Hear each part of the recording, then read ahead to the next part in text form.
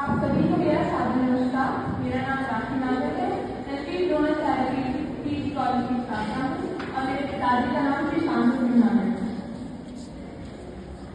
अटल बिहारी वाजपेयी एक राजनेता, एक सफल वक्ता, एक कवि और एक लेखक थे।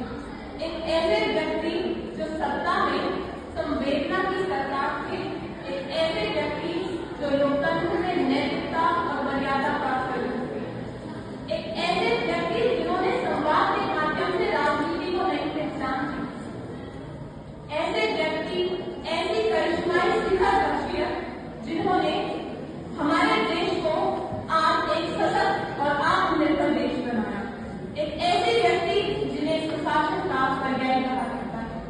देखिए, अटल बिहारी वाजपेयी जैसा आप सभी ने बताया, उन्होंने हमारे देश को सुशासित बनाने के लिए बहुत सारे कार्य किए, क्योंकि सुशासन एक ऐसी चीज है जिसे लोकतंत्र की आत्मा कहा जाता है। सुशासन लोकतंत्र की नींव होती है और सुशासन का मतलब होता है सबका साथ सबका विकास, जो कि हमारे वर्तमान के प्रधानमंत्री ने भी शुरू करी।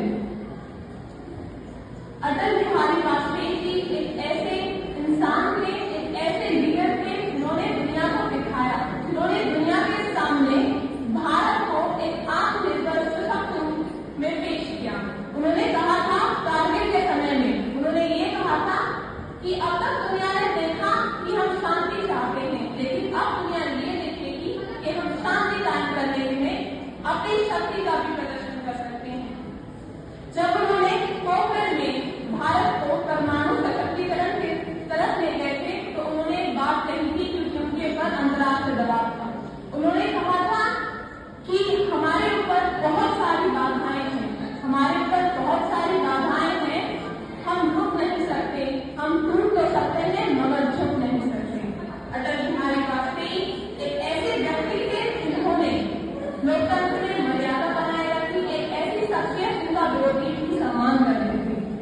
लेकिन अभी अगर हम वर्तमान में देखें, मुझे पता नहीं मुझे कहना चाहिए या नहीं, लेकिन मैं पॉलिटिकल साइंस की छात्रा रही हूँ और मैं अभी में इंग्लिश लिटरेचर की छात्रा हूँ, तो मेरा चीजों को देखने का नजरिया एक अलग है। मैंने अभी ये देखा है कि वर्तमान में राजनीति में जो संसद की मर्यादा है वो भंग होती जा रही है, हमारे लोकतंत्र में नैतिकता खत्म होती जा रही है। अगर हम अपनी जनता की बात करें तो हमारी जनता हर बार सरकार का सवाल उठाती है कि सरकार ये नहीं करती, सरकार वो नहीं करती। लेकिन ऐसा क्यों है कि यही लोग अगर किसी बाहर देश में जाए तो वो वहां के रूल्स को फॉलो करते हैं, लेकिन वो जैसे ही बॉर्डर क्रॉस करते हैं तो वो कूड़ा फैलाना, खुले में शौच करना, सरकारी चीजों में तोड़ फोड़ करना, हमारे देश की मर्यादा, सार्वजनिक मर्यादाओं को खत्म करना, ऐसी जगहों पर वही काम करने लगते हैं।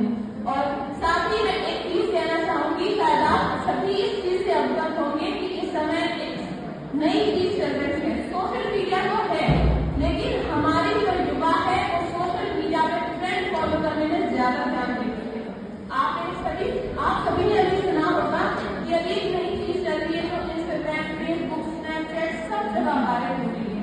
19 मिनट 24 सेकंड की हमारे देश का इन सब चीजों में ज्यादा ध्यान है, ना कि हमारे देश को सशक्त करने में।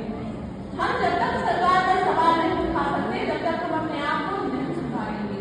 मैं इतना ही कहना चाहती हूँ और साथ ही मैं एक और चीज कहना चाहती हूँ कि अटल बिहारी वाजपेयी जैसे लोग और ऐसे बहुत शख्सियत हमारे देश में हुए हैं जिन्होंने उम्र खर्च की है हमारे देश को यहाँ तक पहुँचाने के लिए, तो हमें अपने आप को सुधारना पड़ेगा ताकि हम इस देश को आगे ले सकते।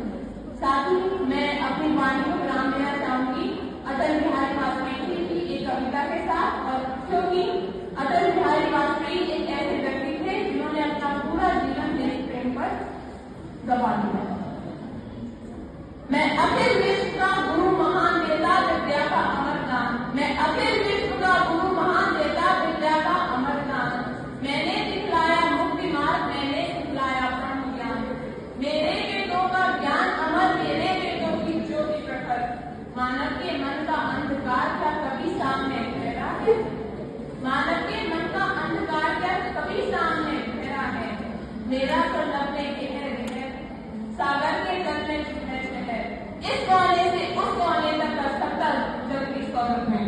धन्यवाद। जय हिंद, जय भारत।